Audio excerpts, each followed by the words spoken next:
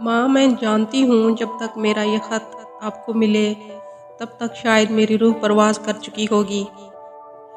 माँ, मैं जानती हूँ मैंने घर से भागकर बहुत बड़ी गलती की है। मैंने अपने भाइयों की इज्जत खाक में मिलाई है। मैंने अपने बूढ़े बाप की दस्तार को अपने पाँव के नीचे रौंदा है। मगर माँ, आप शायद नहीं जानती हैं कि इस जुर्म की जो सज़ा मैंने काटी है वो मैं इस ख़त में नहीं लिख सकती। माँ, मैं जिसके बहकावे में आई थी, माँ, मैं जिसकी बातों में आई थी, माँ, मैंने जिसके लिए आप सबको इतनी अजियत दी है, माँ, वो बस जिस्म का भूखा था। माँ, वो काल पर घंटों घंटों नरम बातें करने वाला एक दरिंदा सख्त इंसान था।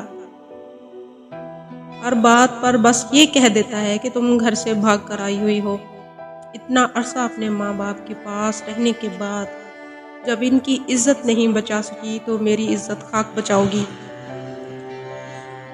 माँ, मैं अपनी हालात ज़ार कभी आपको ना बताती, मगर माँ, मुझे गांव और मोहल्ले की लड़कियों को ये नसीहत करनी है कि कोई अनजान कभी किसी का मुखलिस नहीं हो सकता सिवाय माँ बाप के।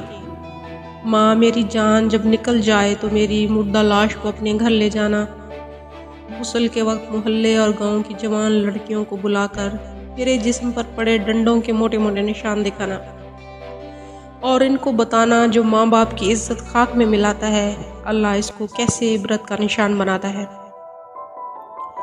माँ, मोहल्ले की मस्जिद में जब मेरे मरने का ऐलान करवाने के लिए जब मस्जिद के इमाम को कहो तो इससे कहना कि ऐलान कुछ इस तरह से करे कि मेरे बूढ़े माँ बाप और जवान भाई का नाम ना आए।